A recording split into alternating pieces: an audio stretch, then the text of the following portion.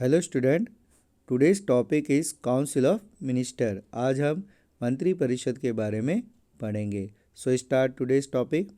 There is a provision in article 74 of original constitution that there will be a council of ministers of the help of advice of the president for the administration of his work and it will be headed by the prime ministers. यानी कि जो भारत का जो मूल संविधान है उसका जो आर्टिकल यानी अनुच्छेद 74 है उसमें ये वर्णन किया गया है कि जो प्रेसिडेंट है यानी कि जो हमारे राष्ट्रपति होते हैं उनकी सहायता के लिए, उनकी हेल्प और उनको परामर्श देने के लिए एक काउंसिल ऑफ मिनिस्टर्स यानी कि एक मंत्री परिषद होगी जो उनको एडमिनिस्ट्रेटिव वर्क यानी कि जो एडमिनिस्ट्रेशन यानी प्रशासनिक जो कार्य हैं उनको करने में सहायता करेगी और उनको परामर्श देगी, जिसकी अध्यक्षता प्राइम मिनिस्टर यानी कि जो प्रधानमंत्री के द्वारा की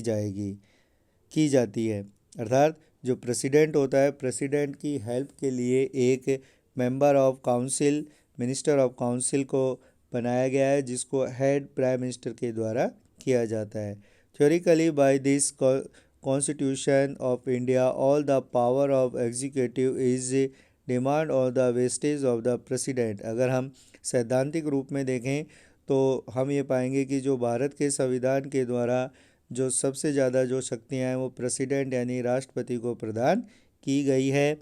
and the council of minister aided by the prime minister is arrange of the help and advice of the president. और साथ ही साथ जो प्रेसिडेंट यानी जो राष्ट्रपति है, राष्ट्रपति की सहायता के लिए काउंसिल ऑफ मिनिस्टर यानी कि एक मंत्री परिषद का निर्माण किया जाता है जिसकी अध्यक्षता प्रधानमंत्री करता है। But the president is morally of constitutional head in the parliamentary system of governments adopt by the constitution.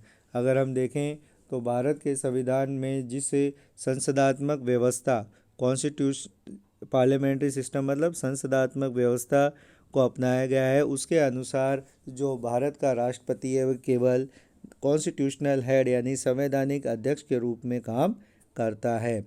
And all the authority of executive is reality the all power of help and advice is wastage in council of minister. वास्तविक रूप में अगर हम देखें तो जितनी भी जो गवर्नमेंट की जितनी अथॉरिटी है, जितनी भी जो सत्ता है, जितने भी अधिकार हैं वो रियलिटी में यानी कि वास्तविक रूप में काउंसिल ऑफ मिनिस्टर यानी मंत्रिमंडल मंत्री परिषद को प्रदान किए गए हैं।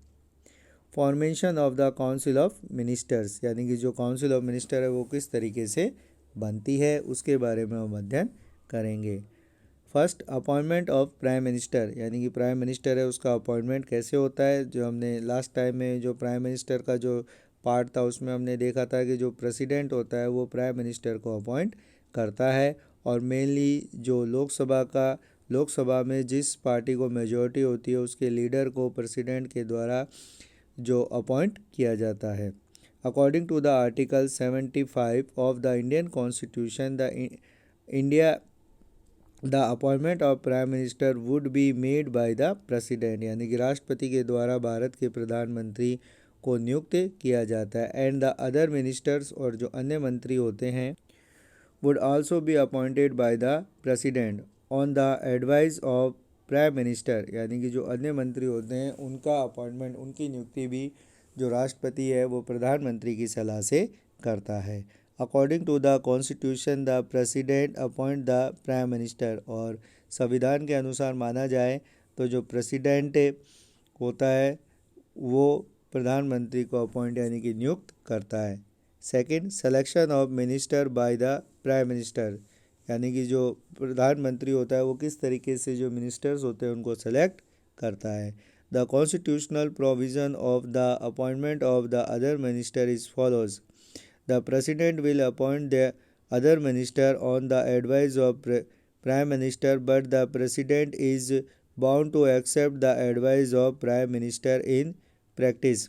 यानी कि अगर हम संविधान के रूप में देखा जाए तो जो प्रेसिडेंट यानी कि राष्ट्रपति होता है वो प्रधानमंत्री की सलाह से ही अन्य जो मंत्री होते हैं उनकी नियुक्ति करता है पर जो राष्ट्रपति है वो प्रधानमंत्री की सलाह को मानने के लिए बाउंड है, यानी कि उसके ऊपर यह प्रतिबंध है कि जो प्रधानमंत्री के द्वारा जो सलाह यानी कि जो एडवाइस दी जाएगी, जिसे मिनिस्टर बनाना चाहेगा प्रधानमंत्री, उसे राष्ट्रपति के द्वारा मिनिस्टर बनाया जाएगा।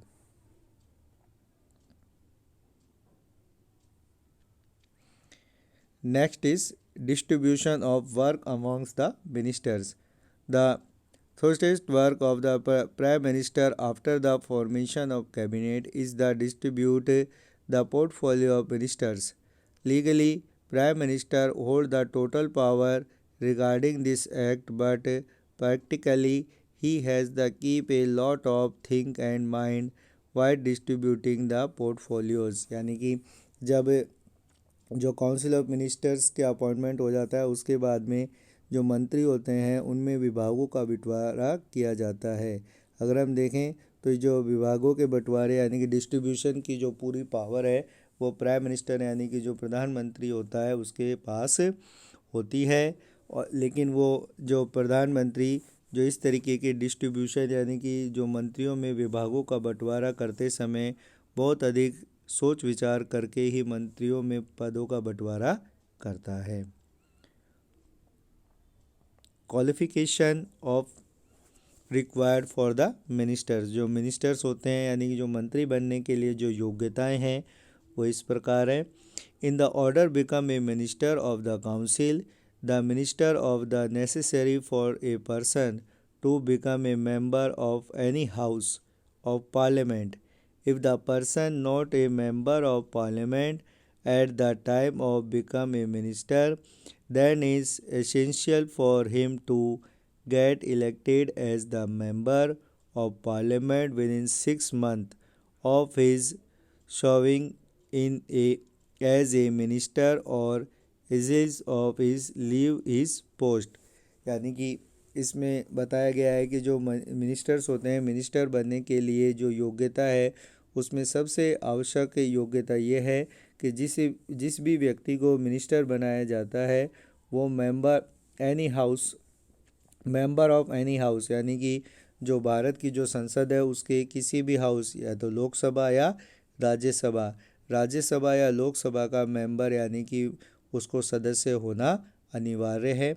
अगर किसी ऐसे व्यक्ति को मिनिस्टर बनाया गया है जो इन दोनों ही जो हाउसेज है यानी कि दोनों ही जो हाउस है लोकसभा और राज्यसभा उसका मेंबर नहीं है, तो उसे आवश्यक है कि वो जो मिनिस्टर बनने की जो उसकी डेट है उससे 6 महीने के अंदर अंदर इन दोनों हाउसेज में से किसी का मेंबर बने।